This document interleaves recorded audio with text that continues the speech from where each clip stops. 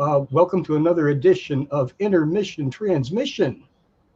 And we don't know what we're doing, but we're here. We got feelings, we got things going on, but we don't know what they are. It's been a week. It's been a really uh, so many big stories coming down, so many things happening in the world, so many things happening round to everybody. You know, the I don't know, I guess third wave real shock of gasoline prices just hit today. Everybody's going crazy. Um, I don't know. So that's the theme of tonight. The next big drop, because that's the way I felt all day today. Was it's just like an anxious feeling that something's going to happen, but we don't know what.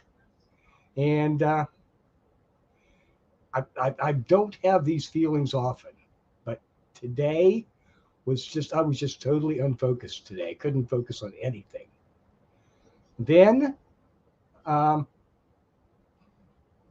it's just that anticipation feeling.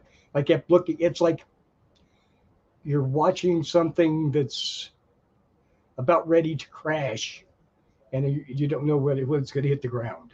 You know, it's terrible. It's a terrible feeling. I've only had it a few times, and it's probably just me. It's probably just I'm just taking the world a little too seriously, and hey, that's the way it goes, right? I don't know. Well, you picked a really good song on your tunes. What was it? Something about the waiting for war or something. Oh, Foo And Fighters that Foo waiting Fighters on a war. I love that waiting on song. a war. That's there's a lot of lyrics in that song that made me. I said, "Yep, that's kind of what it feels like." Hmm. You know. Okay, so we need to get Esther to change her name Hello, to something. Esther. We got Oh, Charles is anxious. I'm caffeinated. You know, can you hear me? I yes, can't. we got you. Is Welcome it back. too Welcome loud? to No, it's no. And not. when I It's signed perfect. up, when I went to Twitter, it gave me the handle of obvious mixture. Really? It was There like you go. obvious mixture 4263. That's funny. that's that's why. Hang on just a second. I got to hit another button. I can't. Oh, now we're live over on Mixler Oh, did you? and along with everywhere else. I guess I didn't. It was coming through Well, and then it I wasn't. got And then our I got StreamYard part, but Facebook's up, StreamYard's up. Uh, now I can hear it because it's coming in. Yes. too many places, huh? Now I got to mute it. Yeah. Or you're gonna Okay. be going from everywhere. Yeah. Don't want that. Don't want that. I get confused easily enough as it is. So I don't know. I mean, it's just I've been kind of unusually upset by this last shooting. It just didn't sit right with me at all. Not that any of them do, but this one for some reason kind of bothered me particularly much. And I guess it's just it's one more thing, one more thing, and I'm just about ready to turn it off and go dig a foxhole somewhere or something. Just hide for about a week. Get get my canoe, get a canoe and go out on the water for about a week.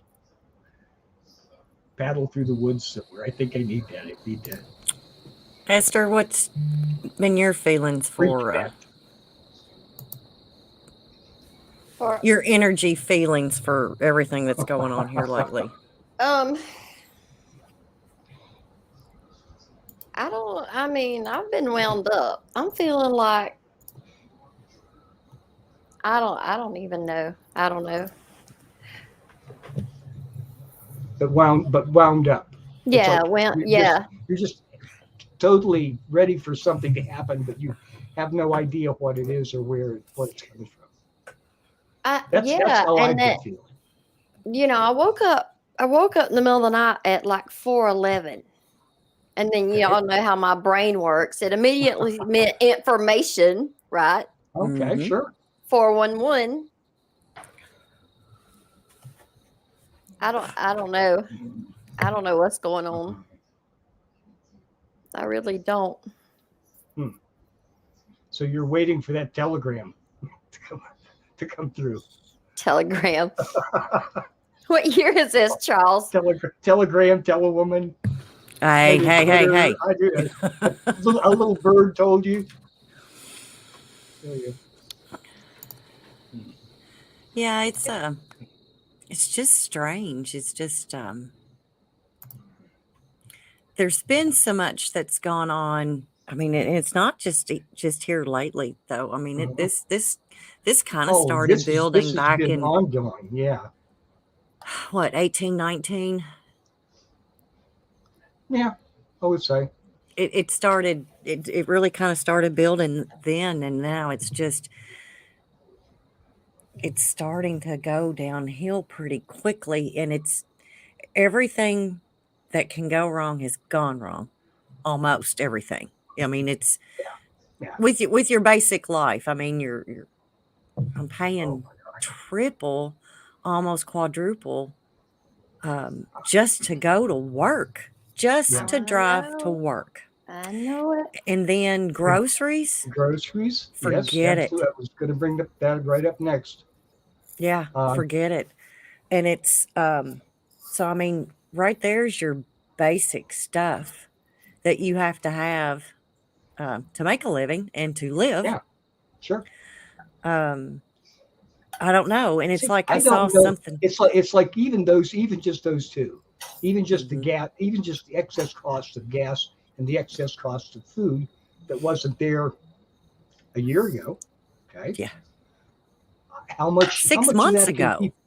Or yeah, okay, but I'm going to say a year Yeah. ago. So how much of that can we absorb Mhm. before shit starts getting serious? Mhm. Well, I think we're reaching that point. And I don't know I don't know what the general reaction really is going to be, but I'm not thinking it's going to be good. when these small businesses like trash pickup, Mhm. any kind of fuel related business, they're going to end up going under. Yeah, And I'm sure yeah, Amazon is because taking a big hit. they can't raise their price. No, and truck drivers. I Nope. mean, how Well, long can you go paying double of what, fuel used to cost? Well, I'm not 100% sure, but most places have, as far as the drivers are concerned. But any small outfit, any small freight outfit, the big boys are going to be fine. But if you're an independent and you're paying your own fuel and looking for your own loads, if there's a few of those left, and there's a few more than a few that have maybe 4 or 5, 10 trucks, those guys are going to they can't continue with this like the way it is. Yeah, I I mean, mean, even like, they can add a certain amount onto their freight rate, but they can't make this up. It's just too big.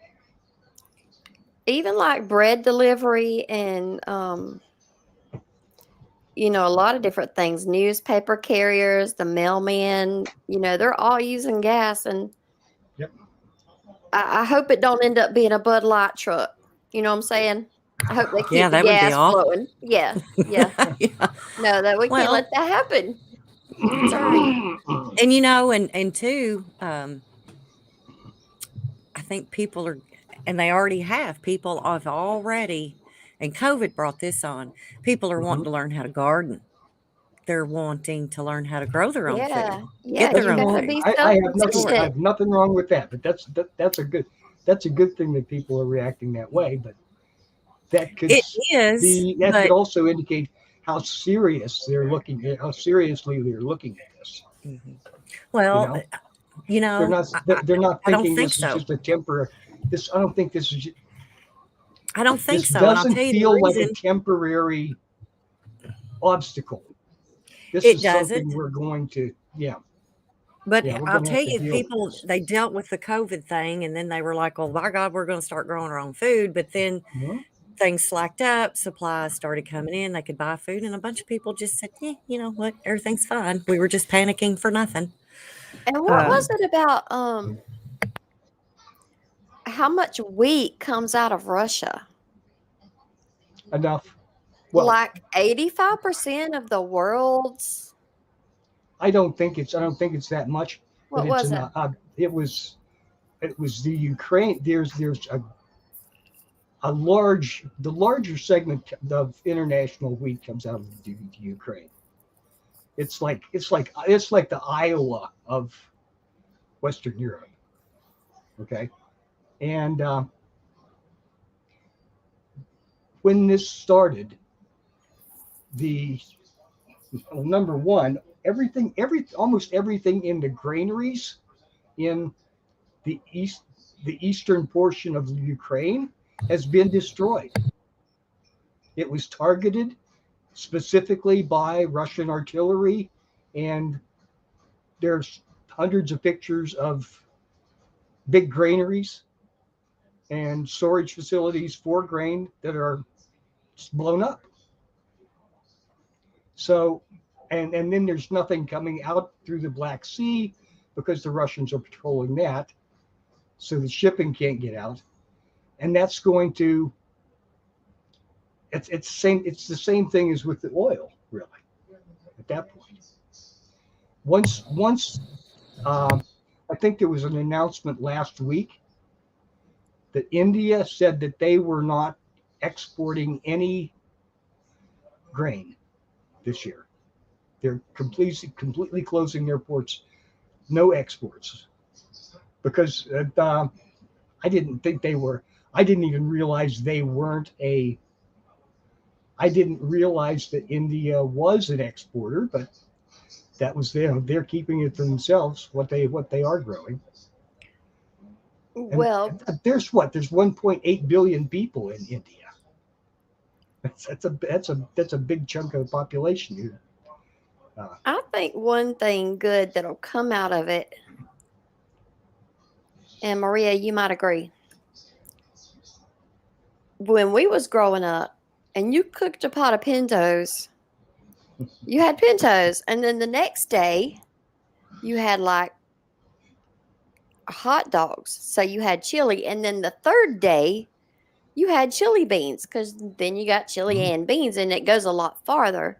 Sure. You know, not like a banquet frozen meal, because our Walmart for a long time was out of just about everything in the freezer section. Mm-hmm.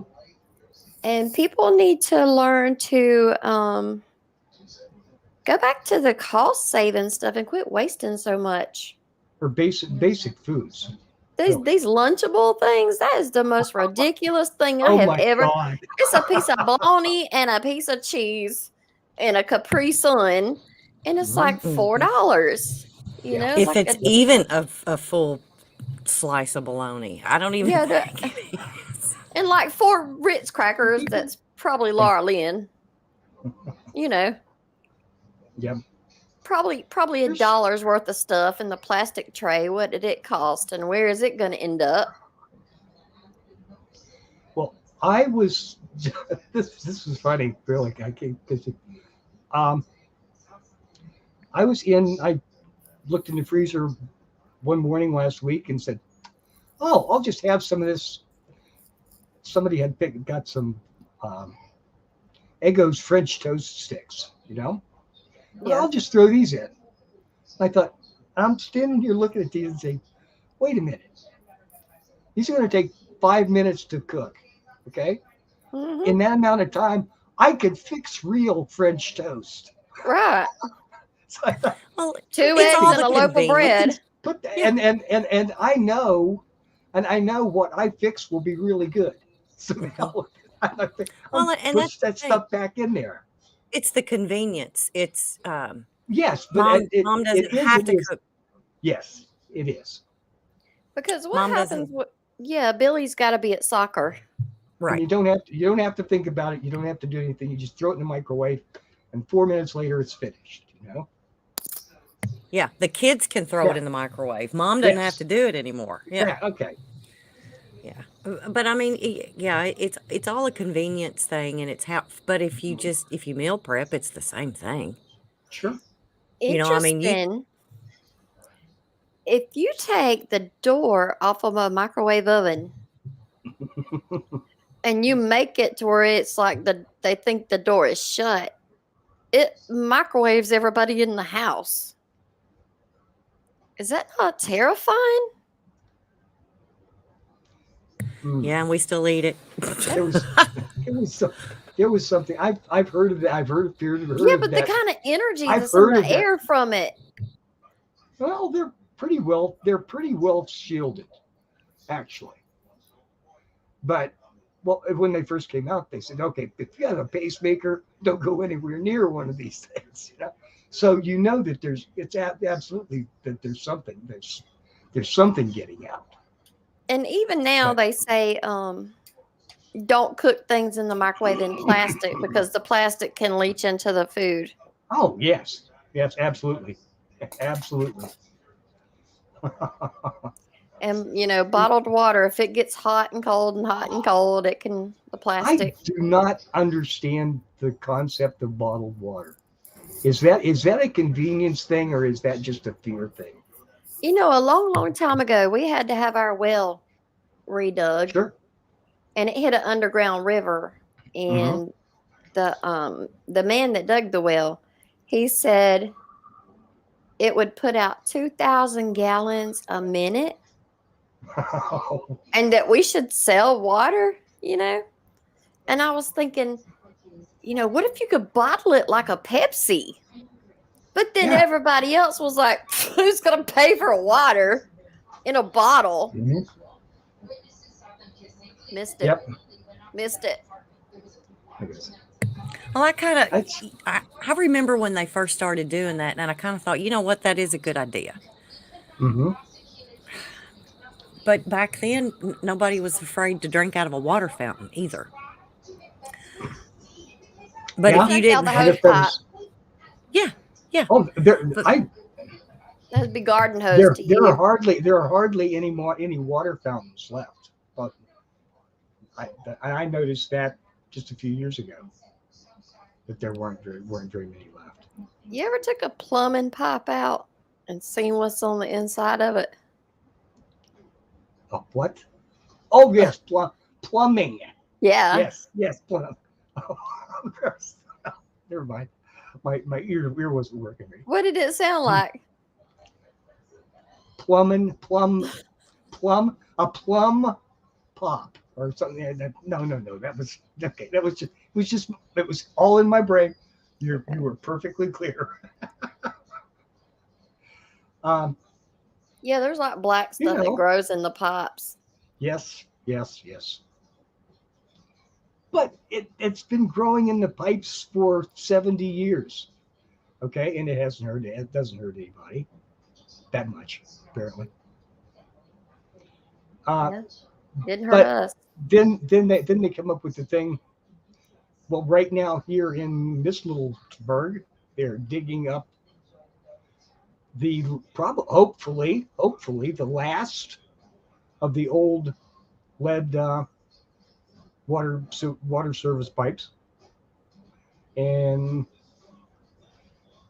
the thing with those is, like you said, the stuff in the pipes, that as long as the water isn't acidic, that stuff in the pipe just stays in the pipe. It's just iron residues and all kinds of different minerals that build up in there and cover up the lead so that it doesn't poison you.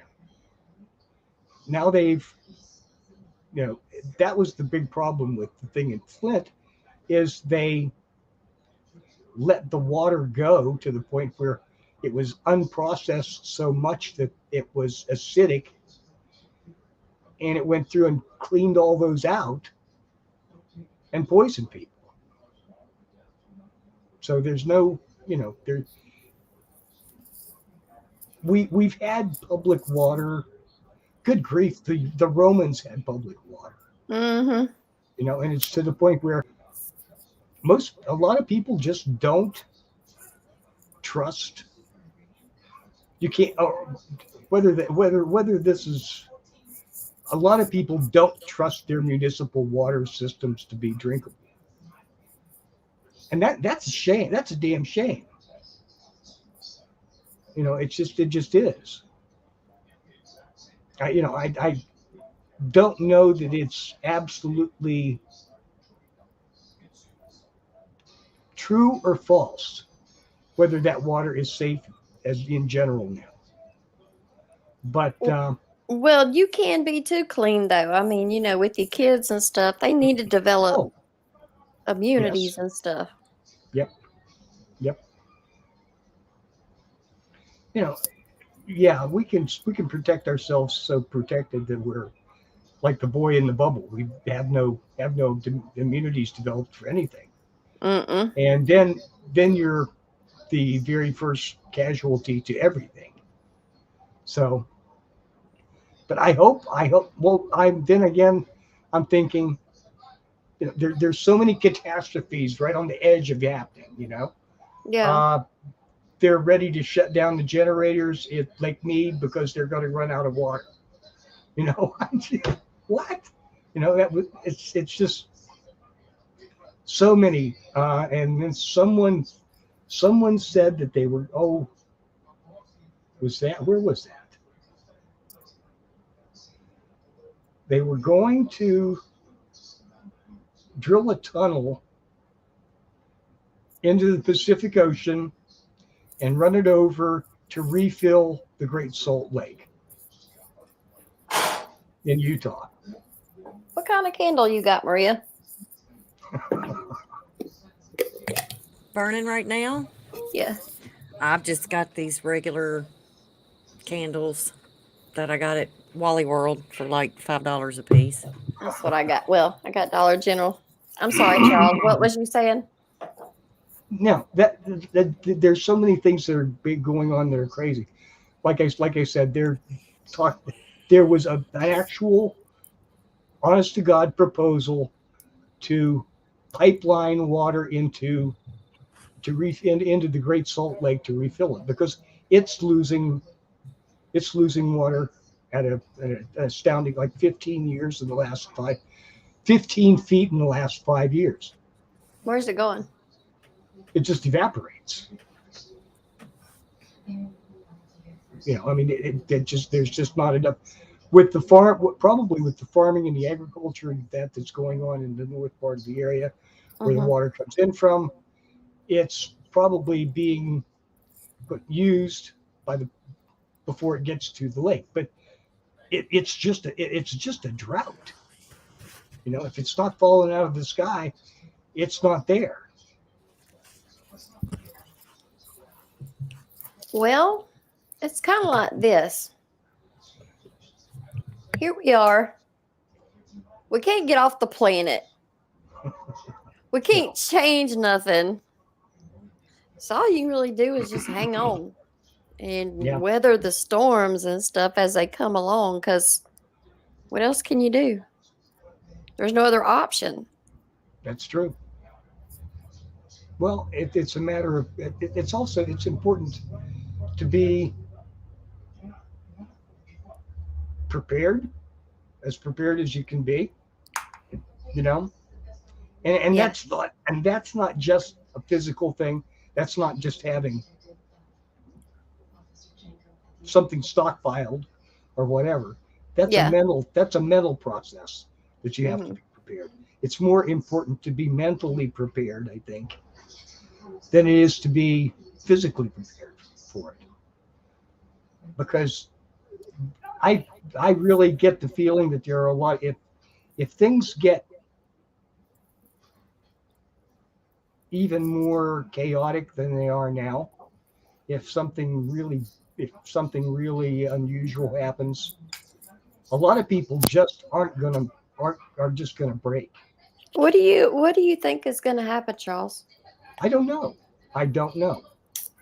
It may not be anything. It may the if the cumulative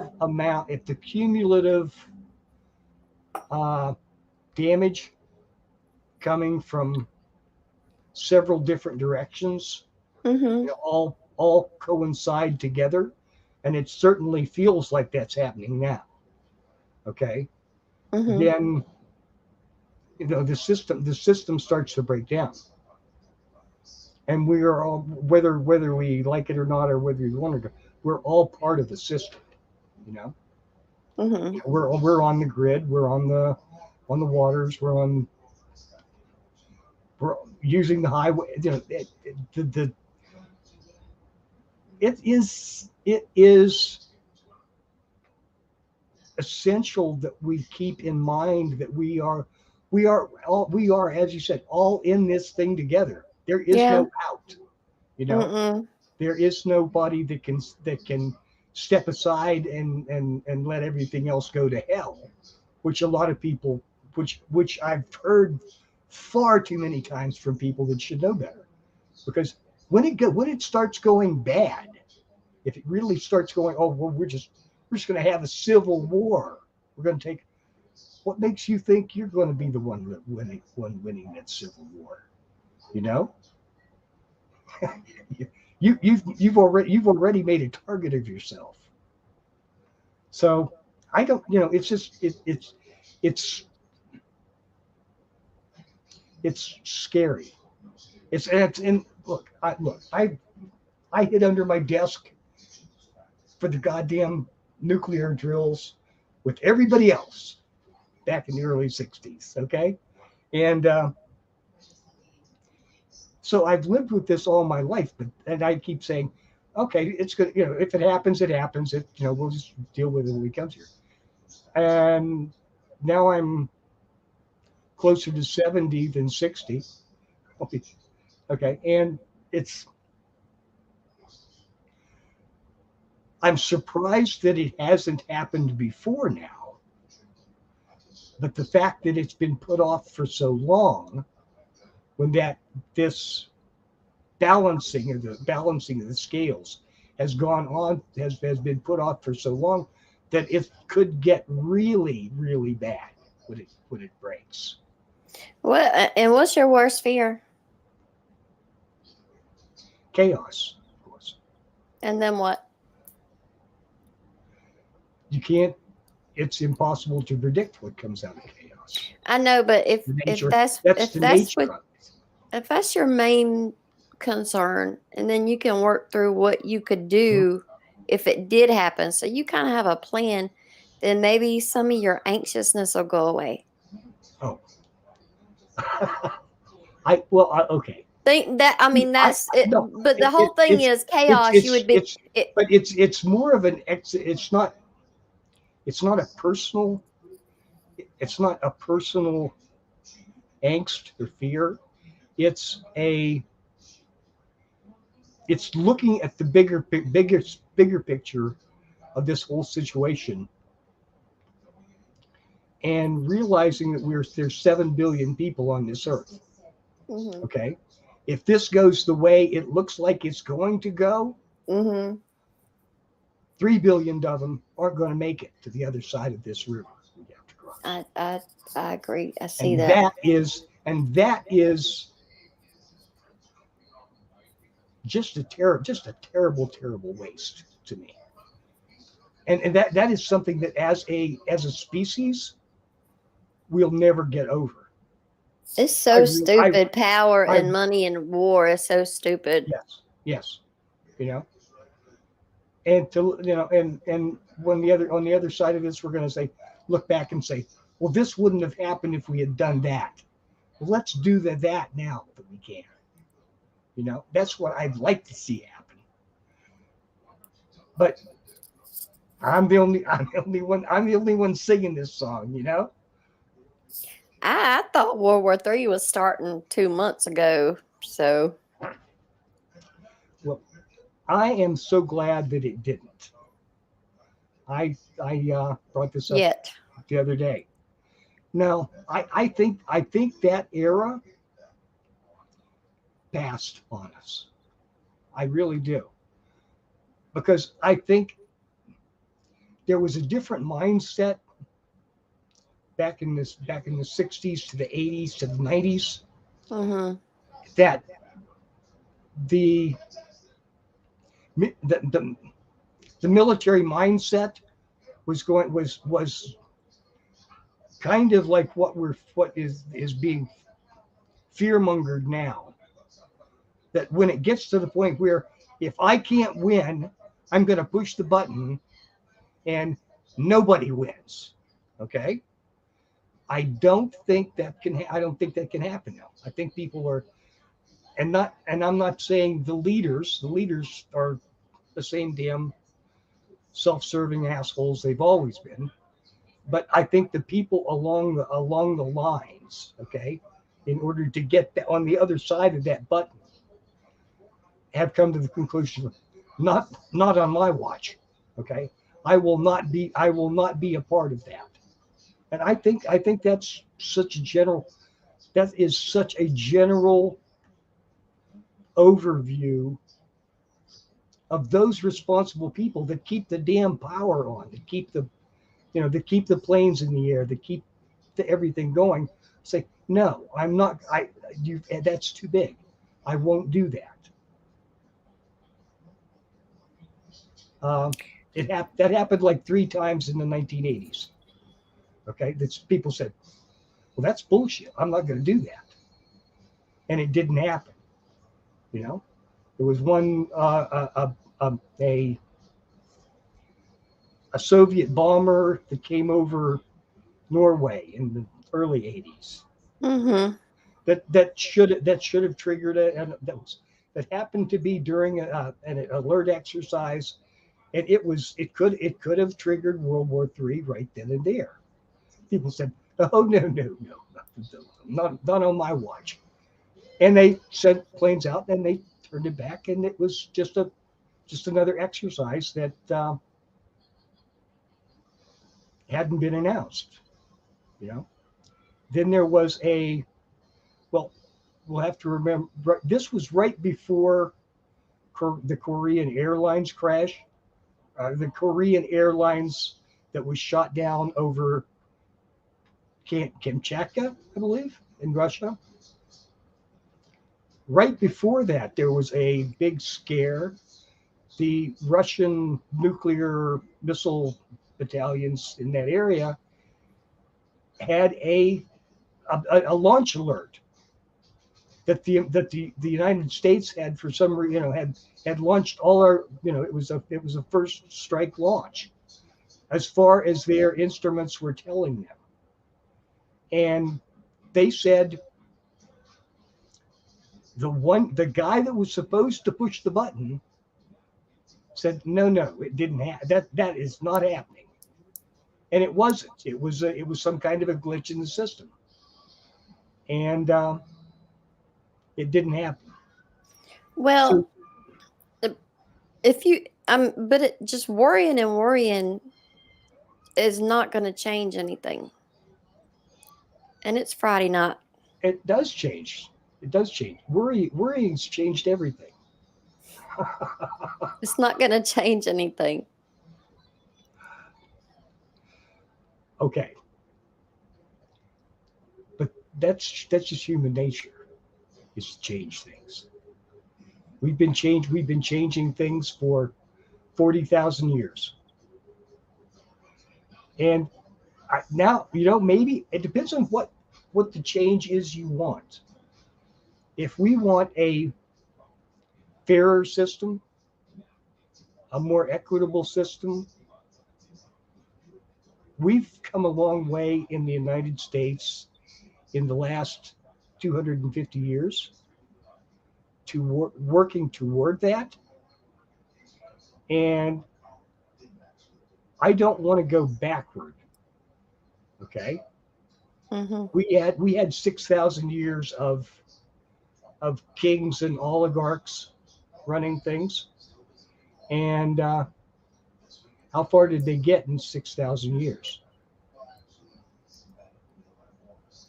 We've come further than that in the last 100 years.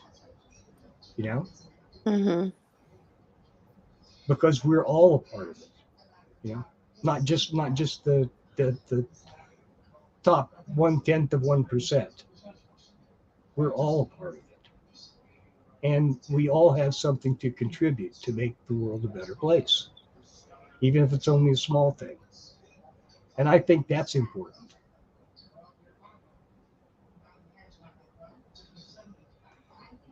Okay, I philosophized enough. You sure? You got it all out? Oh, no, but I'm good for now. Okay. No, because if I make one comment right now, I could just I could trigger him just like that. You know the sore spots. Mm-hmm. Nah. Is Ron on here? He's not. No, Ron's not here. I am signed in on the chat as Ron because I'm running his system here. So Ron's probably at the lectures tonight at Fine Bush. I hope. I was shocked they were running till at least 11:30 or something. Boy, that's going to be. I wish I were there, but I'd have a hard time staying awake for that one. Yeah, he's at Pine Bush. He sent me a rock. Oh my! And yeah, he sent me a rock to, to wire up so that he could wear it. Okay. And I've made it like 5 different times. And this rock is a river rock. And it's slippery and it's little. And I'm trying to do this little wire, So I finally got what looks decent. And I wanted to show him, but he's not here.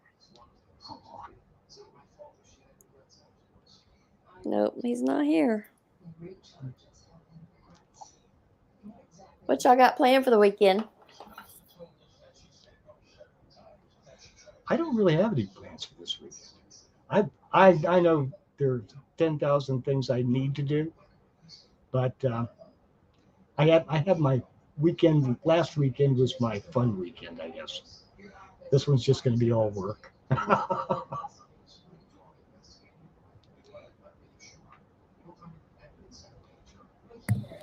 I'm going to work all weekend, so yuck. Oh my gosh. Yeah, I've got too much stuff here to do. Way too much stuff I've put off. I didn't mow this week. I got to do that tomorrow. I'm backed up to around here, and we got to be out of this house in 25 days. Oh, fun. Right? That's always fun. While handling my daddy's everything at his property too. Estate sale? Yeah. Good times. Well, I guess I'm going to.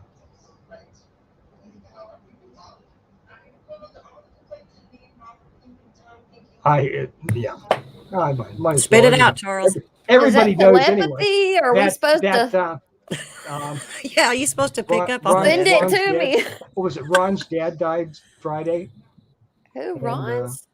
Yes. Yeah, he didn't really tell many people about it. Oh no. So, but he was in the perfect place. Yes. Yeah. That news. He was there with friends, people who care for him, and they couldn't have happened to him at a better time.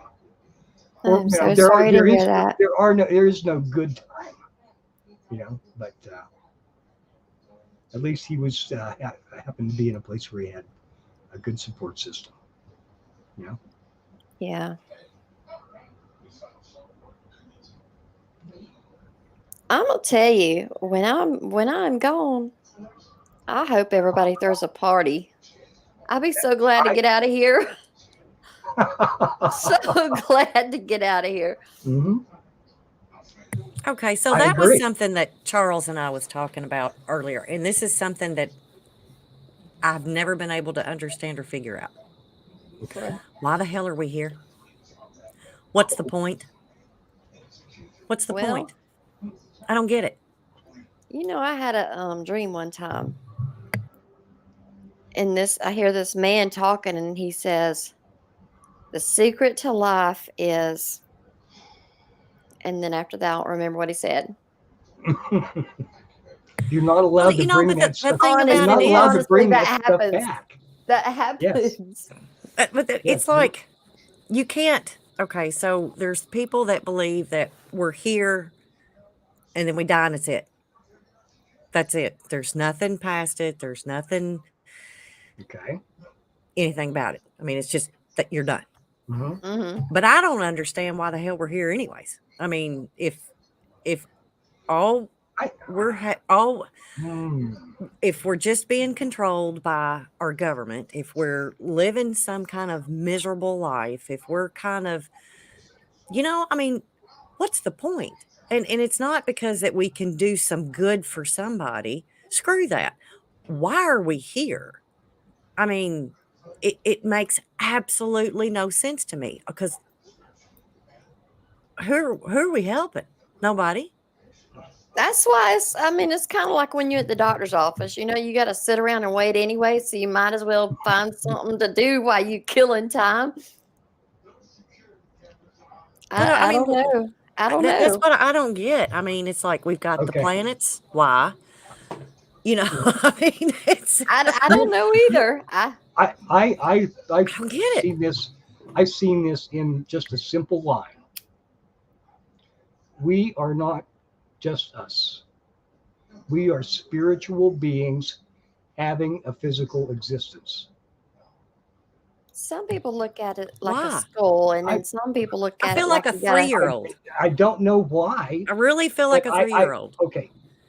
You've heard my out of body experience when I drowned.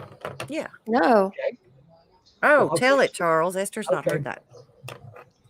When I was very young, probably around 11 years old, I Mm-hmm. drowned. And we were sunny summer afternoon, decided to go swimming at this lake in West Virginia. And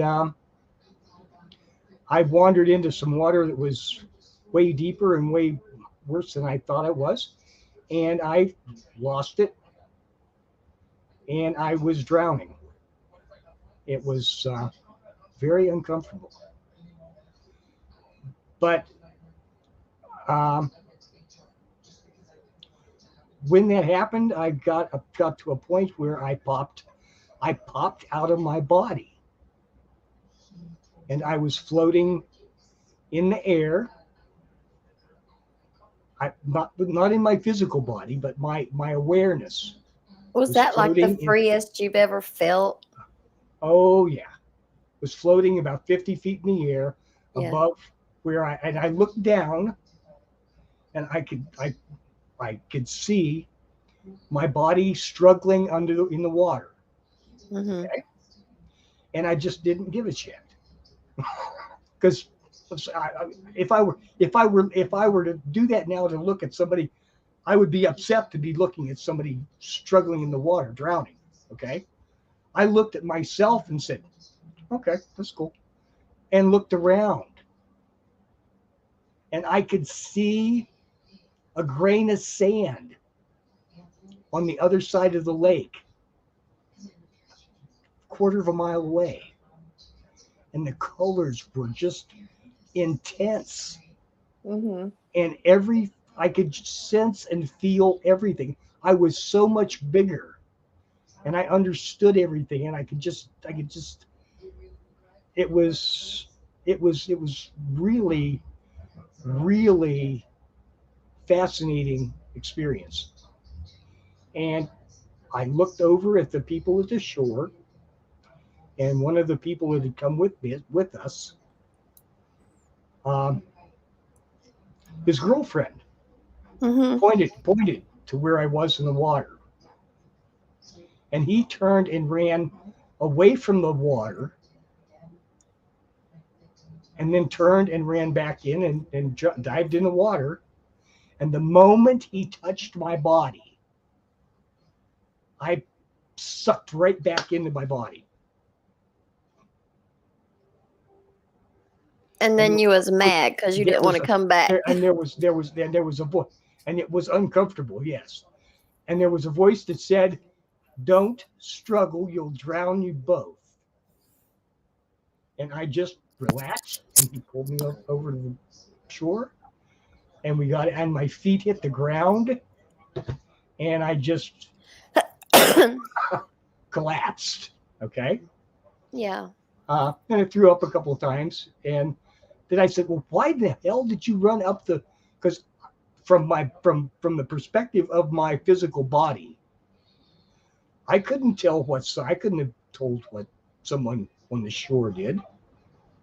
But I asked him, I said, "Why did you turn and run?" He said, "I needed a longer run to dive out to get you." I said, "Oh, that makes sense." But he never asked me how the hell I knew that. But that proved to me that my awareness was actually separate from my physical body. Okay? Absolutely separate from my, and this was a long time ago, and I had never heard this. This happens not often, but there have been at least hundreds, perhaps thousands, perhaps more of times that people have had this same experience. They've had it with heart attacks. They've had it with auto accidents. You've had it happens all the time. But the things that when you pop out of your body, you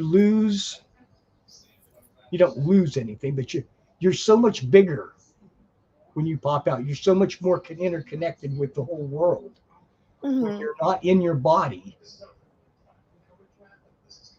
And that when you come back in, you don't fit.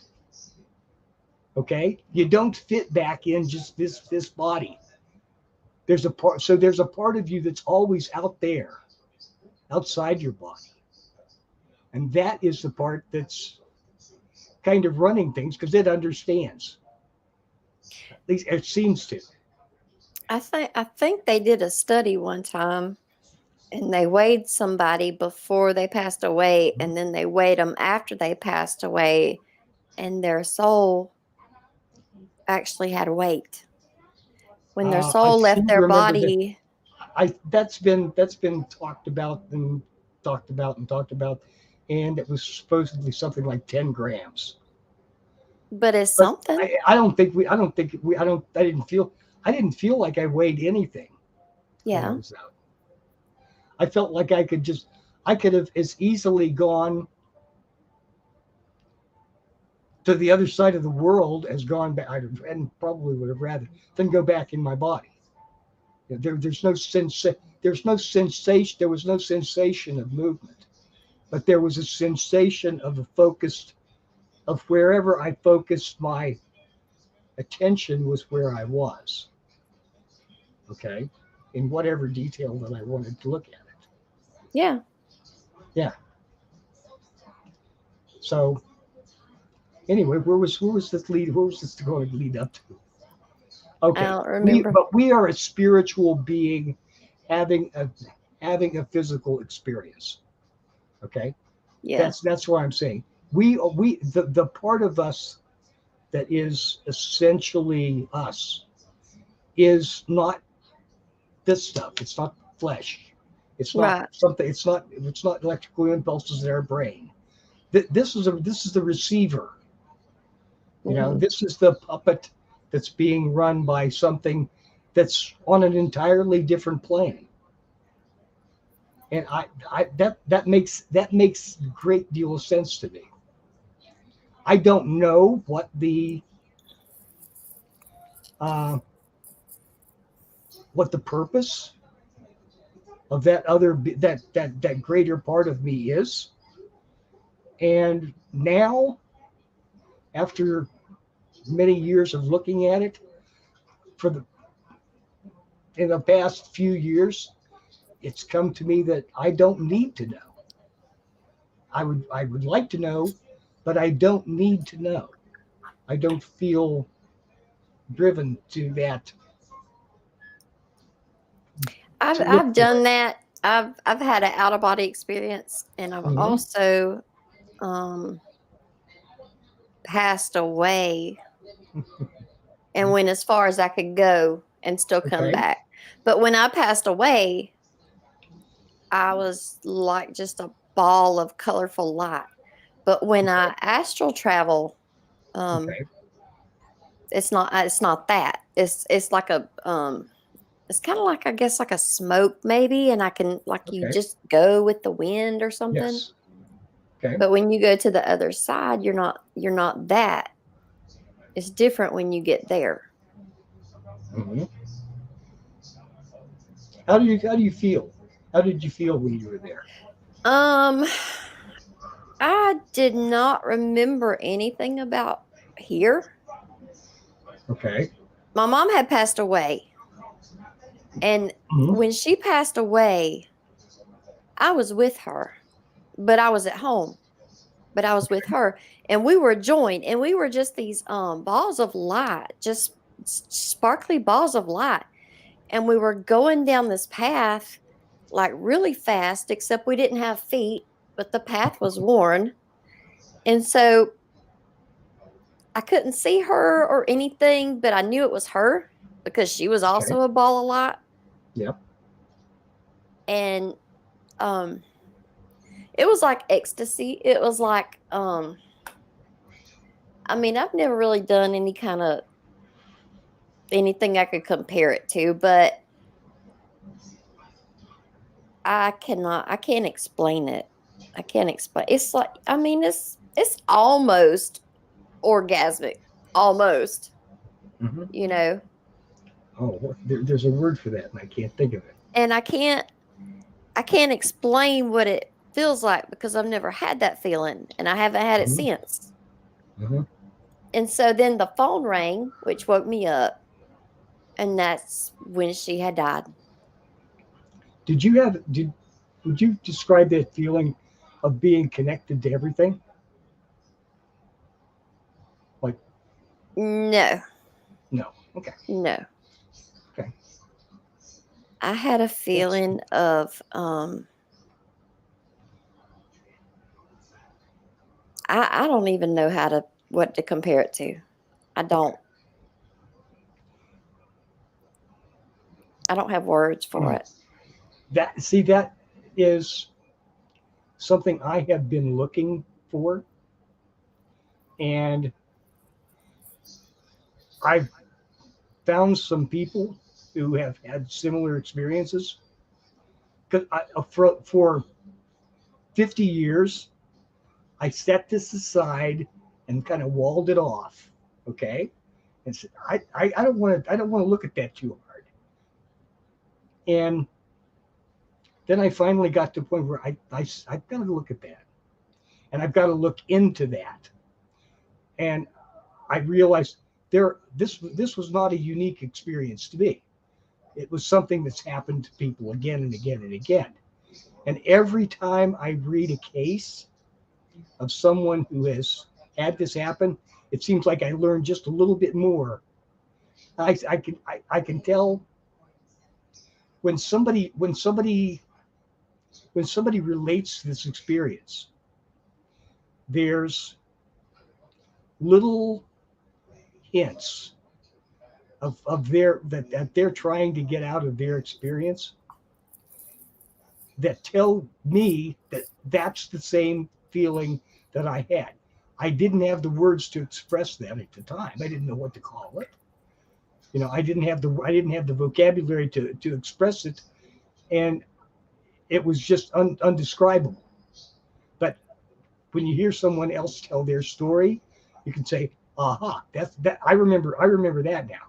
Okay, that was exactly that's perfectly what that felt like. So I think, but that's just it. I don't think we're we're not the whole. I think we and what we're doing and what we are here on this world is not the whole story. We're just one. It's like you have a die, okay? But you're playing games, rolling craps. Yep. We are one face of the die. We don't get to see the other 5 faces. We don't get to see the whole thing. We're just experiencing one side, what's happening on one side of the die.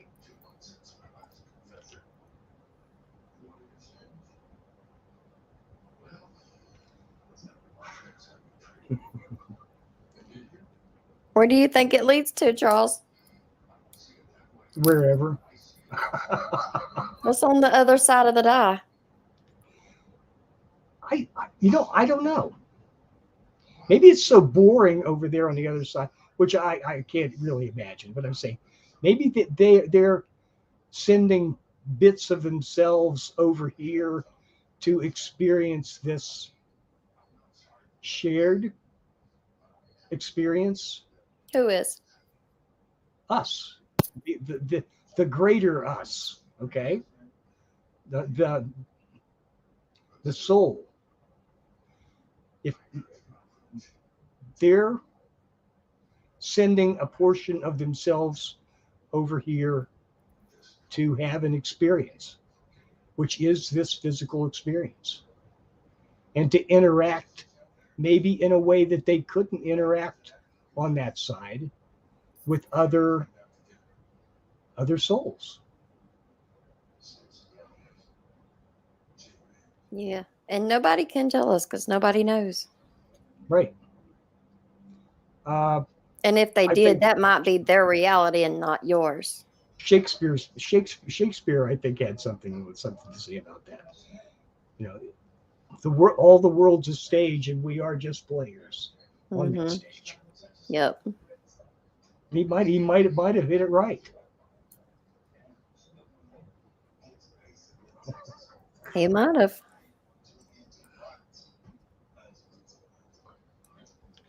Well, this show's just been uplifting as hell. But no, when you're talking about war and famine and aren't you glad you stayed awake? I mean, I don't even watch the news. I don't even watch it.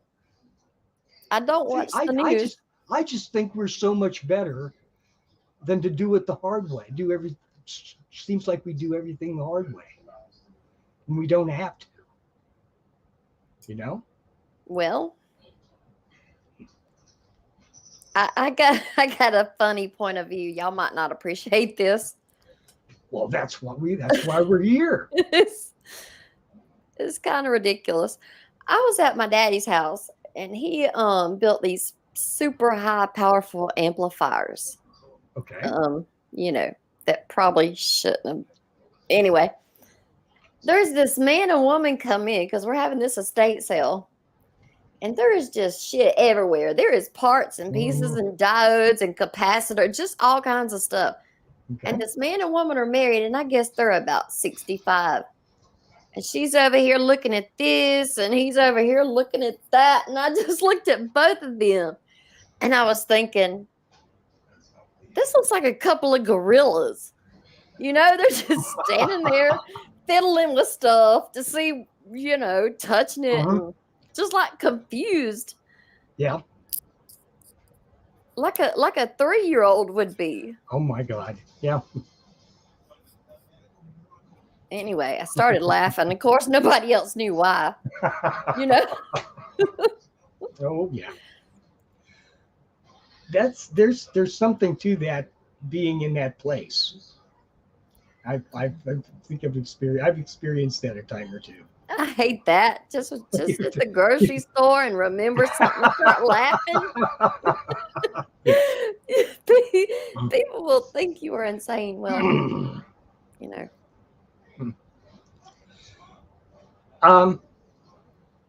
See, that's one of those are those kind of observations that we so appreciate when they come from children. Yeah. Because they're looking at the world through fresh eyes. you know, and they see something that we've forgotten. Okay. You'll have a 4-year-old child will look at something and say, oh, he looks just like a monkey. and you look and you say, yeah, he does. but you're not allowed to say that. And but that's I get, maybe that's a part of the experience we're here to enjoy. We're the comedy side of the die. Could be. I hope so. I just thought it was funny. They was both so into what they were looking at. I don't know. It was funny.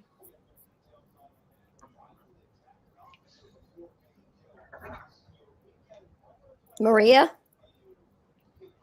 Yes, dear. Where you at tonight? I'm in chat. You and Andy. No, I meant like, where's your mind at? Cutting up. Oh, I'm out there. I've had way too much coffee and. Oh, you caffeinated tonight and not. Yes. Yes. If I hadn't have done that, I'd have been asleep by 8 o'clock tonight. So anyway, I mean, my mind has been, I don't understand this game. I don't know why, I don't know why we're pawns in whoever's game. I mean, This can't be entertainment. It just really can't be entertainment. No, in this experience, we have all kinds of people that are trying to pull the strings. We're being manipulated every minute of every hour, especially. Well, it's by other people. It's not by yes. whatever else. So that's why I'm like, what's the point? I don't get it. Well, the point usually, in my experience, usually the point to them is to gain power, gain money. It's all a big game, and to them, it's all a game. It's monopoly to them, and you don't have any chips. It's the poker game, and you're not allowed to. You'll never win a pot as long as they set the rules. I get that. Every hand. I get that. I'm going way deeper than that. Why are we living and breathing? Why are we occupying this space? You're supposed to get up every day and keep your head down from like 8 to 5, and then be so tired when you get home that you order pizza, and then you watch a movie or something maybe, and then fall asleep about 8:30, and that way you don't ever ask questions or notice patterns or realize there's puppeteers all over the world. Yeah. That's really, like you said, they're using us for pawns. But they've got a lot of experience at this. Well, but I'm asking about the spiritual part of it. I'm not talking about other humans. I'm not talking about governments. I'm not talking about anything. Okay. What spiritual entity thinks this shit's fun? It's fun to watch. Put us here. Why? I don't get it. I mean, we're not doing anything good for anything. Is it just to be good to other people? What good's that going to do?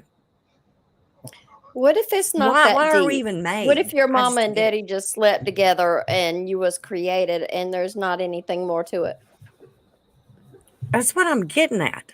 I'm getting at, why are we living, breathing entities? Why are we not just all spirits staying in the spiritual world? That's what I'm getting at. That's the question. Why? You have to take it on faith. Obviously, there's a look.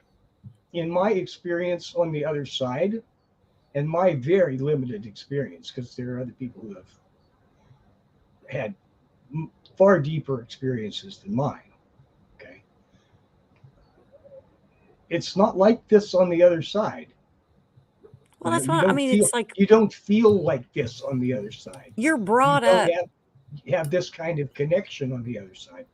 You're But brought it's up taught that if you're going to go to heaven or hell, most of the people, not everybody. I'm just saying, okay. there's a heaven or hell. So you Mhm. need to live a good life here if you want to stay in heaven. Otherwise, you're going to go to hell. Mhm. Okay. That has nothing. Those rules don't come from the spiritual side. Well, that's what I'm getting at. So it's like, Those rules are to keep you in line here. yes, I get that. I Okay? get that. But I'm just talking To about the spiritual side of it as Mhm. far as if people believe in reincarnation. Yes. There's a soul that'll leave a body or spirit, whatever you want to call it, Mhm. that goes into another person. Mhm. Like everything's recycled. Sure. Could be, could not be. I mean, and it's just, but then, so, but I'm just kind of like, what's the end game? So if the sun blows us whole planet off, I mean, just fries us all. Now, then what? We go to What another was the planet. point? What was the point of all of this? You know If what I it's not think? like this on the spiritual side, then why are we doing it now? I For think some reason, we are. I just think I need some meds. From this you do. from Because this I like from mine. this I'm side just, you know, from this I side do. we can't see the reasons. Because I know. And it's what just if like you were like a Muslim and what you were taught is going to happen when you die happens because you believe you're dying and your mind goes to where you think what happens, and so that's what happens. What if I what if don't you see that. I've what if you never never heard of heaven? Do you think when you die you would I've still see never heard of streets of anyone gold having and I've never heard of anyone having a Muslim near-death experience and getting their 73 virgins. yeah, Never, not one, usually by then they've already blown not themselves one, to pieces. not one of those experiencers has come back and said that. Okay, so what Kathy's talking about is maybe we're a shore leave planet where other entities come to be entertained by our follies, or we're a prison planet and we're all being punished for something. Hey, who the hell knows? And that's true. Who knows? Thank you, Kat. We don't know. I hear We you, don't know. Justin. Right there with you. Yeah, this one.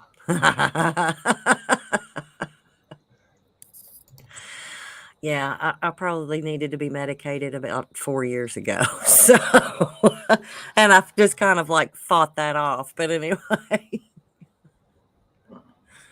I just, it's one of those things because you listen to the news all the time. You've got our government that would love to pass all these big, huge gun laws to, whatever. But then they'll send weapons to other countries' citizens so that they can keep their government from attacking them and taking them over. It's always the double-sided bullshit that comes out. I don't know what other shoe is going to drop. I don't know how much, because it can't, it's going to get a lot worse before it gets any better. And And nobody ever believed in direct energy weapons. And Havana syndrome is a direct energy weapon biological effect. They can send frequencies through your whatever, and you be controlled by it and don't even realize it. oh, they could fly over your house and do something and make your skull explode. I mean, They it's should, yeah, that's there. We've got it. right. Give you a So, heart attack, do whatever. I mean, it's there. So and anyway, they would just call it collateral damage. yes. Had to get rid of her. Had to get rid of him. Mhm. Asking too many questions, saying too much. Right. Did y'all hear that?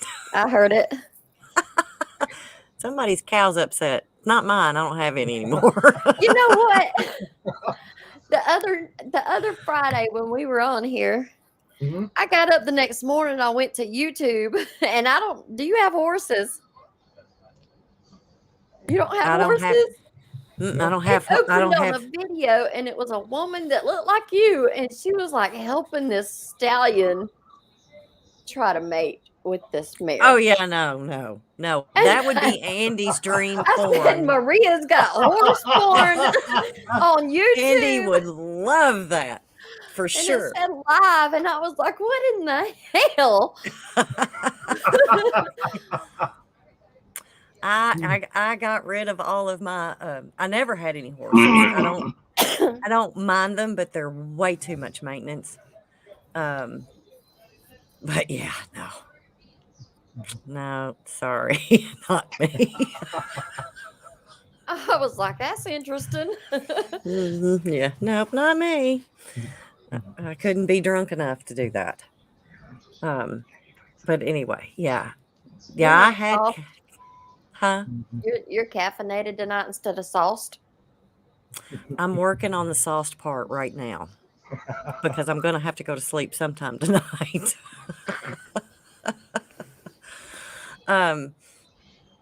Yeah, I kind of figured I didn't sleep well at all this week at all. So that's getting on my nerves. So that usually happens during the week. And then on Friday nights by 8:00, I'm in bed to sleep, and I'll sleep. I don't sleep good, but I'll be in bed until about 7, 8:00 next morning. But yeah, I'm right there with you, Kara. I've had enough cats and dogs dumped on me by the universe.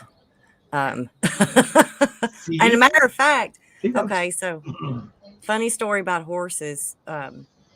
This was back when I had cattle, had the fences up. About 10:00 at night, I saw somebody drive by the front of the house, and they had a spotlight out. Now, they weren't shining on the house, but they were shining like in between, like down by the creek, and then on the other side of my house. Mm-hmm. And I think about 30 minutes later, of course, I watched them to see what they were doing. And it was somebody was driving the truck, and somebody was walking beside of it.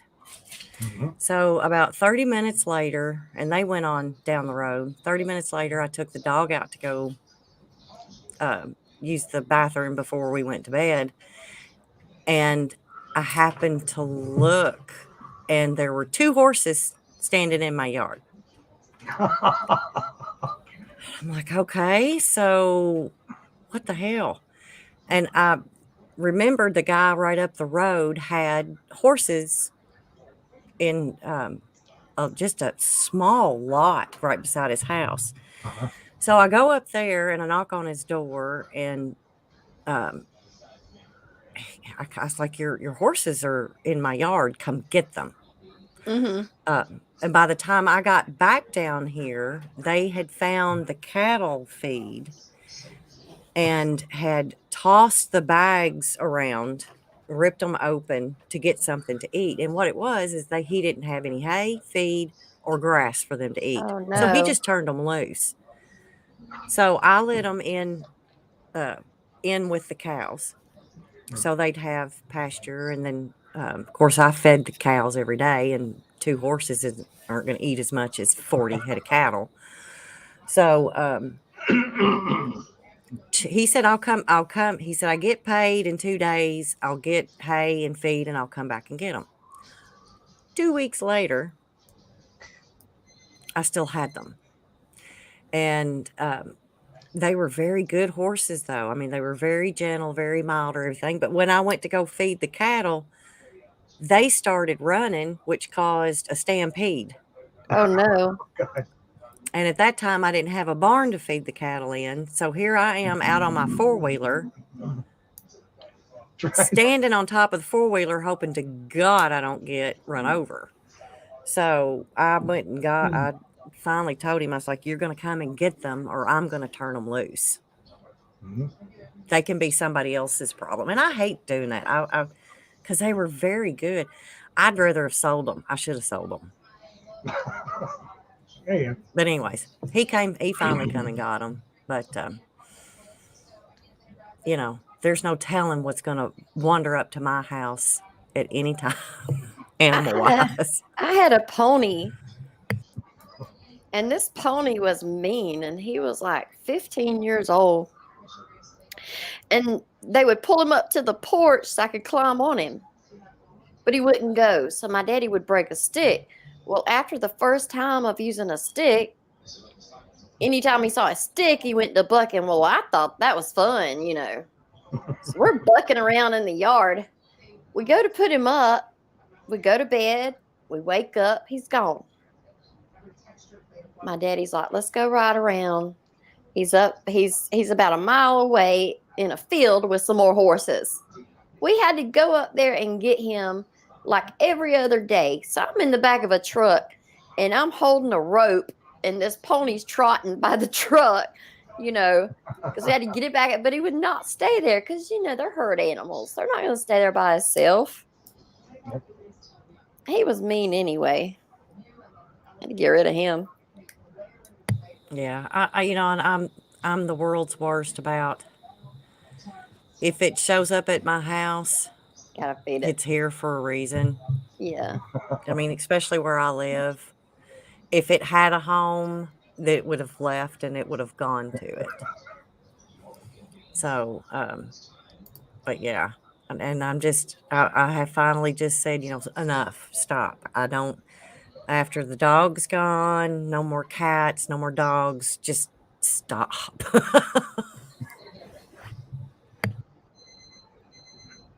But you've got some beautiful little cats. I do. I love them. I mean, the last one that was dumped on me is a white kitty, Mm-hmm. and she's fun. But I hope that was 2 years ago, and I hope there's no more that's dumped. Do they bring you presents? Yes. Yes, they do.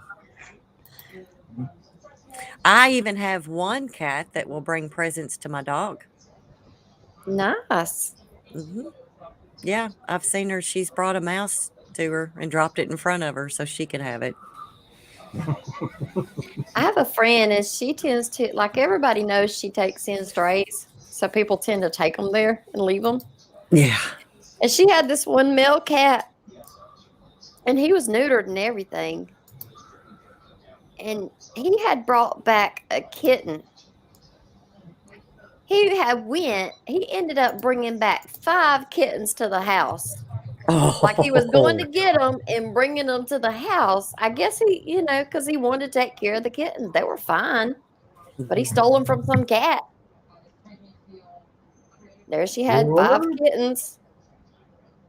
Male cat stole some kittens. Wanted to be a mama. Oh, that was a transgender cat. That's what it was. It was identifying as a mama cat. Could have been. Well, I was thinking maybe the mother cat got run over or something.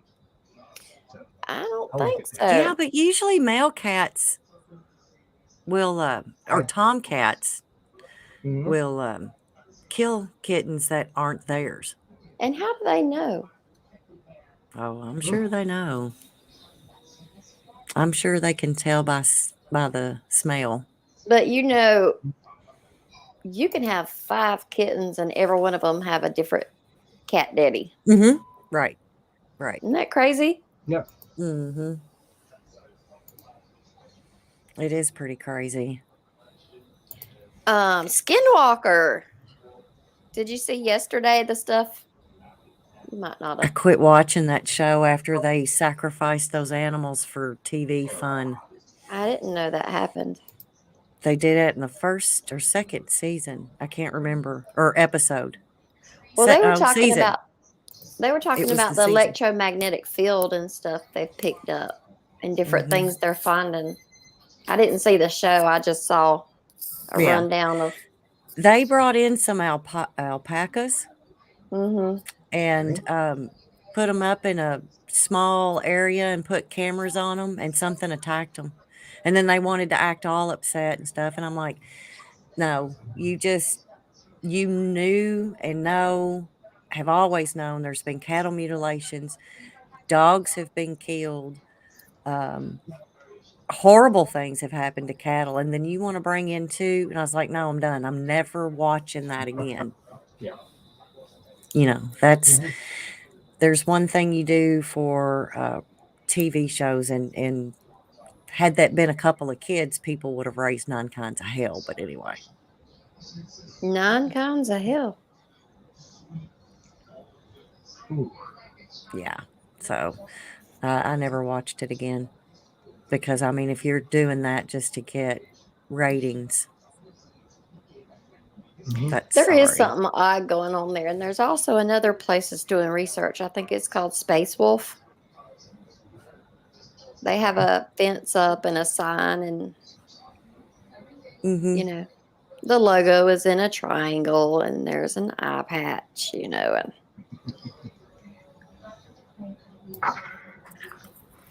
yeah, I would love to go to the Skinwalker Ranch. And that was another thing. It's like, if you're going to bring those animals in, keep your ass out there with them, because whatever's going to get them needs to get you. Well, we went, and I'm going to tell you, I did not feel anything weird.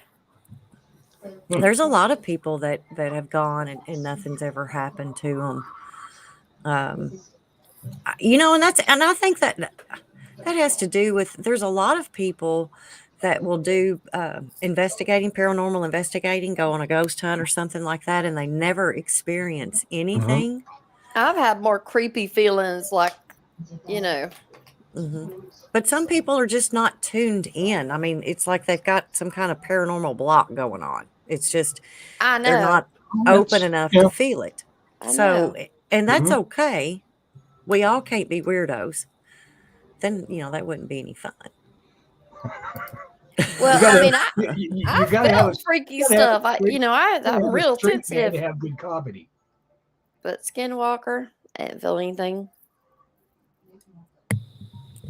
And I've heard that anything that follows them home, it doesn't follow them. It shows themselves to the family. And I thought, ooh, that would be fun. They'd leave me alone, and it would go haunt my family. That'd be great. I picked up a nut off the ground right there at the sign. It's rusted. Oh, wow. Yeah. I didn't feel anything weird at all. Well, that's a good thing. But yeah, I know that there is supposed to be 7 other places in the U.S. that are exactly like the Skinwalker Ranch. And I think 2 are in Missouri, but I don't know where. And they're not going to get the publicity that Skinwalker has gotten, which I'm sure they're grateful for. Some people think that state parks are places where people go missing, like, you know, portals and stuff, so they become a state park to keep people away from it. You ever heard that? Well, there's a lot of stuff that goes on in the national parks where people disappear. Yep. Oh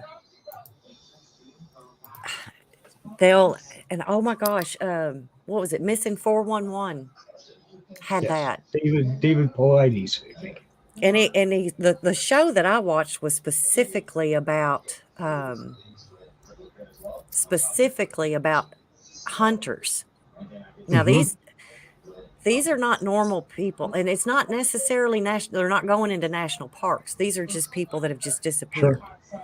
They go to their regular hunting places. These are people that have always hunted, everything like that, and then they just freaking disappear. Like, no clothing, their weapons are gone.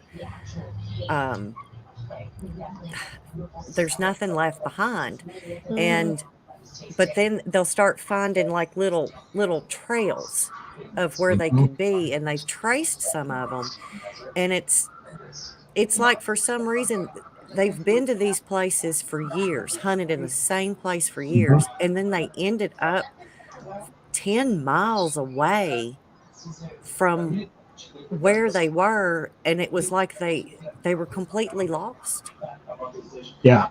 And some of them just they never found any traces of them at all. I mean, period. Mhm. And one of the things too, and I've actually heard this um, with my own ears before, but it's like if you're in the woods or whatever and you're hunting, and a lot of times a hunter won't come out of the woods just yet because maybe the deer's below them or something like that. But if they get lost for some reason, like flashlight doesn't work and they Mhm. can't find their way, they'll shoot in the air 3 times. Sure. That's That's to let standard. somebody else know where they are, Yep. or if somebody's looking for them, they'll shoot so that you'll hear them and then you'll shoot back. Not at them, but up in the air. But anyway, Yeah. um, and these people are just gone. And I Yeah. think they would find a like a boot or a shoestring or but and then the odd part about it is too, these are in some of the exact same places they had already combed. You know, I mean, they made these diagrams and these grids of where they looked, and they'll go back like 3 months later, and then they'll find these articles. It's really odd. It's fascinating to Yes. me, though. Yes. Well, that you made me when you said about and they found them in a place where they'd already searched. There was a case maybe a couple of years ago in North Carolina where a little kid, maybe 4 years old, and it was in November, if I remember correctly, and it was freezing at night, and this child was just became lost, and they had people scouring the area for 2 days, and at that point they were about ready to give up, and they found this kid in a place they'd already searched, and on a little island in a swampy area, and he was fine, and he said he had been with the bears. The bear, Yes. a bear had taken care of him. Hmm. Hmm. That's not And isn't normal. it funny how they tell that story and you'll hear that on the news or whatever, Mhm. and then the next story you hear is how they start explaining that away. They Yes. start How do you explain a 40-pound 4-year-old child spending the night, Mhm, spending 2 nights actually mhm, in freezing temperatures mhm. and being fine? Right, You know? right. And that's Yeah. that's something that but then they start talking about, well, the temperatures and, his mind, he didn't have enough to eat, there wasn't drink, so his mind started playing tricks on him and stuff.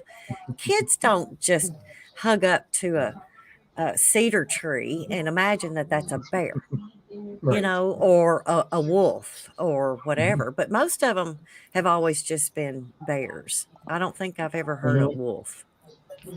Yeah.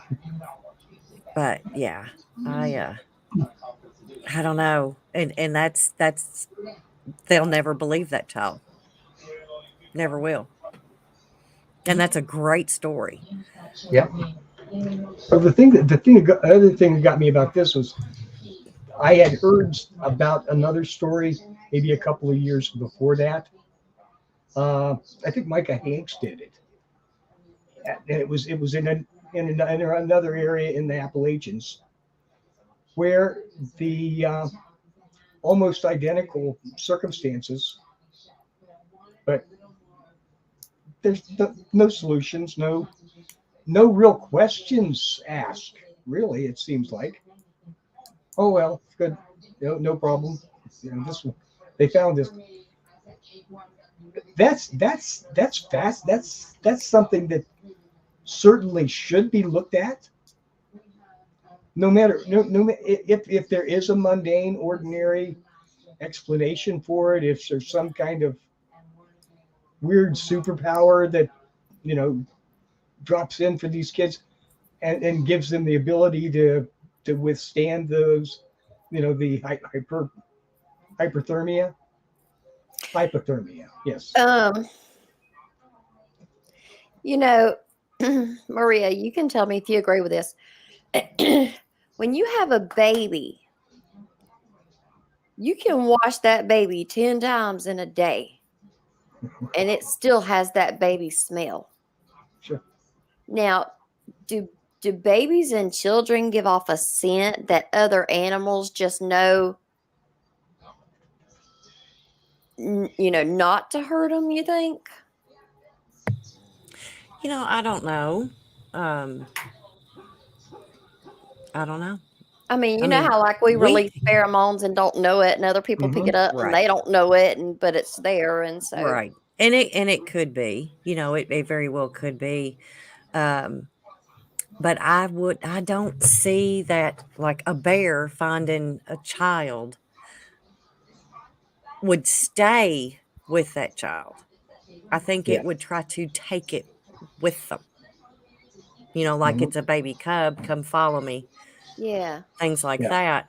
So that's why the stories are really strange. I mean, I'm sure it is. I mean, I know you've walked into a daycare or something like that and you can smell children. I mean, they all smell the same. They do. They smell like children. They do. And I got so tickled at that. Hocus Pocus was the movie that I first heard that on. And I was like, oh, yeah, that's what that smell is. Do you know other people don't notice that? Really? You can bring it up and they just look at you like you're crazy. That's odd. No, I mean, yeah, They it's don't a notice completely, it. Yeah, absolutely. And it's not a stink or anything No. like that. It's just that you can smell children. Yeah, you can. Just like you can smell old people. You can. Mm-hmm. It's just like you can smell cancer. Yeah, yeah. Dogs are and they're also trained for the seizure dogs. Mm-hmm. Yep. Yeah, there's Oofy. Yeah, Hi, Uvi. we're kind of stinky. Here's Goofy. But yeah, it's Hey, Andy. yeah. Justin, I think this went back to your comment about when you was at Skinwalker. Skinwalker picked up the nuts off the ground. It was rusted. So it was rusted and little. So useless nuts. Yeah. I keep thinking I'm gonna come across a screw and it's gonna fit it. Yeah. And the It world's never gonna happened. fold in because Because you put the two together. Yeah, right. That was the whole connection to that ranch. It would it just was. all crumble. Yes. It was. That was the key. That was the port key. Y'all you laughing just now. put Y'all that back together and it laughing now. all just sank back into nothing. That would be great. If you went over there and you found a plug in the ground and you pulled it and then it just all sunk in. Yeah. Like one of those inflatable jumping castles, Yeah. Yeah. I come across stuff all the time. I pick it up and keep it. I don't know why I do that, but I do it. Like a squirrel. It's pretty interesting. Yeah. Or a crow. Yeah. And I meant to, if my 4-wheeler was fixed, it's not. So I think I'm going to have to walk it instead of ride it. But they cut hay out here. And so I'm kind of curious to see what other debris is still back there. Because I know I didn't pick it all up. Yeah. Why don't we get crop circles here? I think we do. You do? I think they're more rare than they are in like England. But I Because think we're there have assholes and they're not coming over here. They're We shoot scared. at them. They're scared. We shoot at them damn UFOs. Those American fuckers, they shoot at you. You know what? There was a loud noise. Hey, Oofy. Mhm. And nobody knew what it was. And somebody called in, and there was some kind of white plane that was about 200 foot off the ground circling here. And FAA don't track it. It's not on the logs. It's not. It wasn't military. It was a cargo size, but it was white. And they're calling it a Phantom. It came out in the news today. Okay. I've had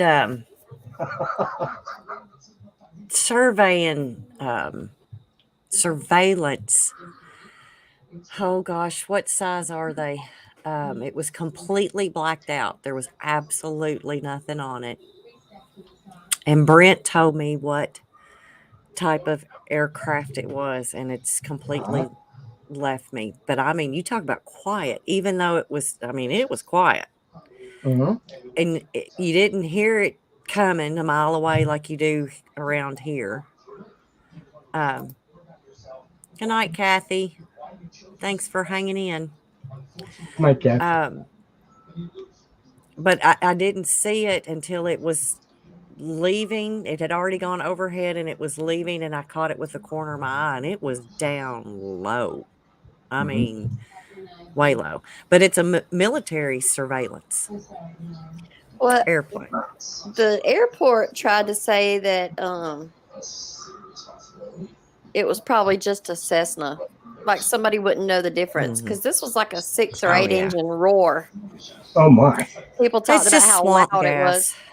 It's a weather balloon. A balloon. Yeah, weather balloon.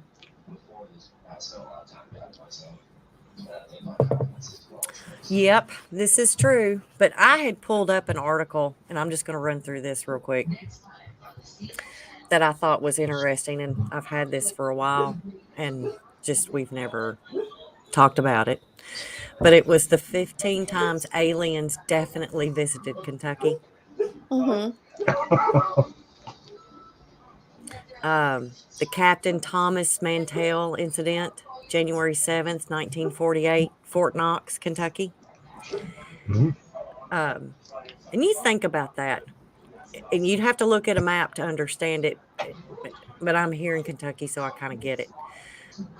If that started in Fort Knox, which is up around Louisville, but the actual UFO case that I read about had it listed as Madisonville, Kentucky, which is where I was born and raised, and that's 200 and something mile difference. But then his aircraft crashed in Franklin, Kentucky, which is probably 50 miles from me here south, which is from Madisonville. It's like an hour and a half to 2 hours away. So that damn UFO is all over the place. Yeah. But anyways, that's not, that's not really where they have the sign for the Mantell crash isn't exactly where it happened. But that was pretty interesting because that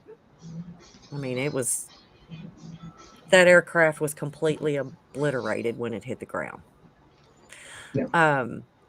The Kelly/Hopkinsville, Kentucky Goblins, August 21, 1955. That was an interesting story. And back in 1955, you didn't have Hopkinsville's not like it is now, or Kelly, Kentucky isn't like it is now. I mean, it was very kind of vacant. It was all farmland and stuff. And UFO landed, and all these little bitty green people come out and started to invade a farmhouse, and then they started shooting. They had to run from their house. They get in the vehicle and run into town to find a sheriff to come back.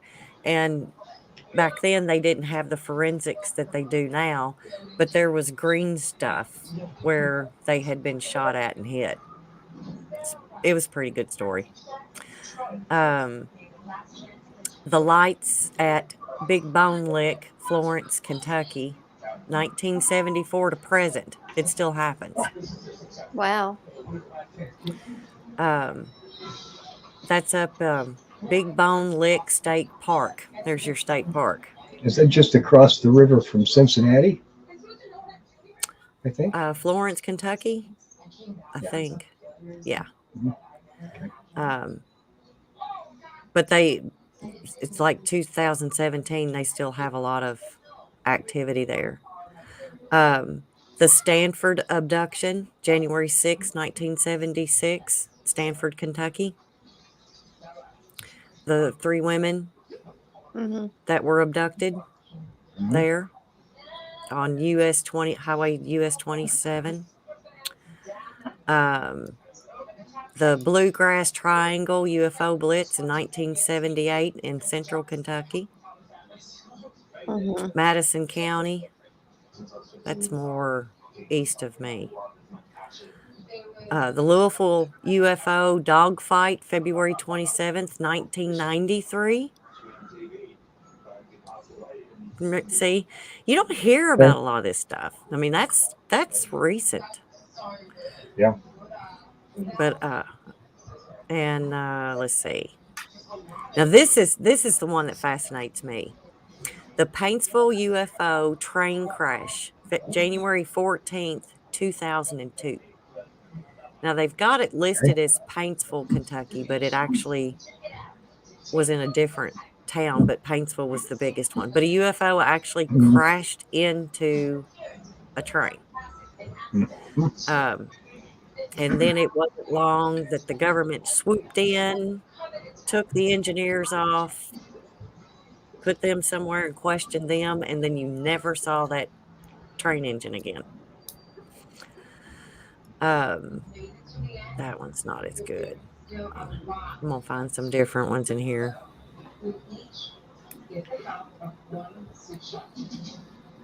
Have you ever seen a UFO? A couple of times. Thank God they've never touched down that I know of. But now here's one, and I remember seeing this on the radar myself, and I had taken a snapshot of it and sent it to a girlfriend of mine. And I didn't keep the snapshot, and I wish I had. But it was the radar blips, and it was December the 11th, 2018, and it was over Western Kentucky because I had pulled up the radar just to see if rain was coming in, because I think we had some chances or whatever. Yeah. And there was a long line of storms going over where that's what the radar looked like, going over Mom's house. And then the next day, and I thought, well, they're getting rain. That's going to come this direction. And it never did. And when the next day I looked on, I think it was Twitter. Was that a train? Yeah, it's at Charles' house. That's me. And you could see that had gone through. Now they're calling it an alien thing, but that's where the military drops, and I can't remember what it's called right now, but they did this once in Alabama too, and it caused a huge mess. But it leaves like little white ash on the ground whenever it finally falls. Angel hair. Yeah, but they had a different name for it. But have you seen that in person? Maybe chaff. Yes, chaff. That's what it is. I haven't seen it in person. But I think that's pretty interesting. And then, of course, this is listed under UFO. Aliens have sighted it or caused it, but it's our wonderful military. That came straight out of Fort Campbell. I can guarantee it. Really? They were probably doing an exercise or something, and there you go. You know, some people Like somebody will post a triangle, and then some smart ass always says, "Well, that's a TR3B." Yeah, we got them. But then I'm thinking, okay, that's like saying only an American man can drive a Ford. Yeah. This is true. true. Just because we got them, don't mean they quit using them. Right. So you could have a human and an alien flying around in TR3Bs. Yeah. It's Except just theirs is better than ours. Well, it's just a reproduction. It's reverse engineered, and that don't mean it's people just because people have them. Right. This I had a Black Hawk fly by my house a few days ago. Man, you can hear those things coming a mile away. They are so loud. They are loud. Yep. But if you was an alien and you wanted to sneak in, you could build some big ass gaudy plane that's loud as hell, and nobody would ever question it. Well, and see, that's the thing. It's like, you see stuff out in the sky that's not showing on a radar, and it's like if they don't want you to know that they're there, they can do the same color lights we got. And you know what else? Ford has this awesome technology. Let me tell you how awesome this technology is. You can have a camera on the front of your truck. Or on the back of your trailer, and it not show, like you can project what's behind you onto the front of you, so then you're blending in with the background. Like you're not invisible, but you're like cloaked because you're projecting what's behind you. Sure. Yeah. To the front. And that's all it is to it. I mean, that's not real hard to do. Oh, no. They theorized about doing that to, like, the B-2 bomb, stealth bomber, okay? Well, they did it with a truck because you could see around the trailer. So you could see, behind the trailer is what it is. Yep. They just project the night sky onto the bottom of the plane. Yeah. And it could be sitting right there, and it just looks like normal sky to yeah, all you need is like a screen and a camera. Sure. That's all you need. Yep. And it would move in real time. Yep. Piece of cake. But no, they don't do that. They can't do that. They don't do that. Well, guys, we're almost coming up on 2 hours here. Wow. I think we've done pretty well for ourselves tonight. We've pretty much covered the whole board. Somebody yell bingo. It ain't me. Justin just to blame Canada. Okay. I don't know. Justin, Andy might like that. You never know. Gonna have to find out. Well, Miss Maria. Yes, love. You done been asleep 4 hours now. Yes, I have. Yep. I hope there's something good on TV because bourbon's not done it yet. The bourbon's not done it and the caffeine's not wearing off, huh? Of course, I've kind of nursed this too. But anyway. Oh, look. Guess who finally shows up? Who's showing up now? Oh, my God. Hi, Amanda. That's because she said that because Justin said he blames the Canadians.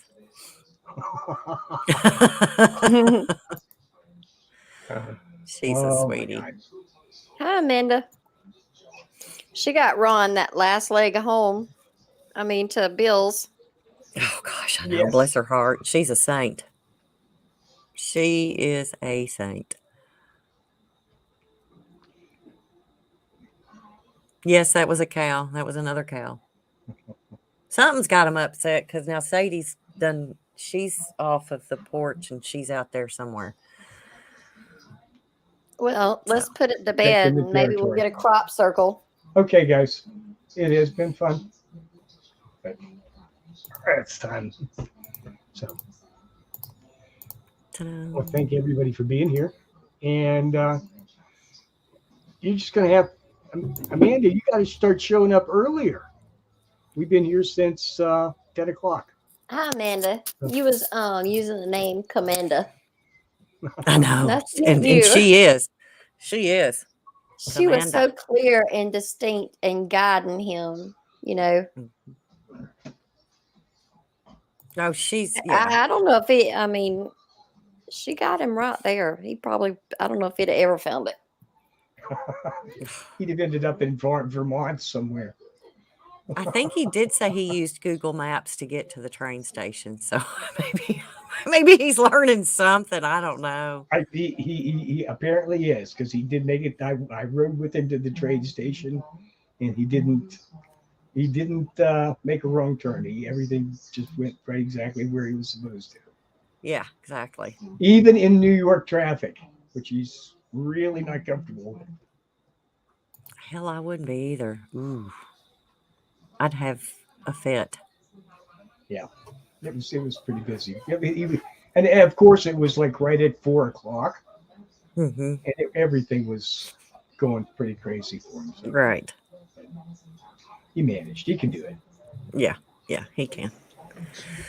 Well, all right. Well, everybody, thank you very much and for tuning in and putting up with whatever it was that we just did tonight, because I don't have a clue what the hell it was. Thank you, ladies.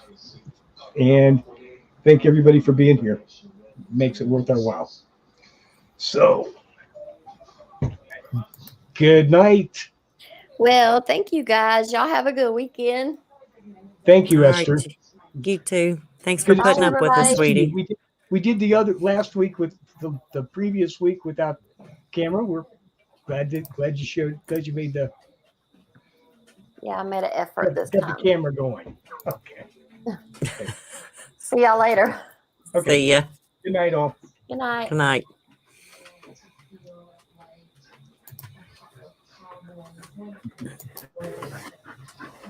Mm-hmm.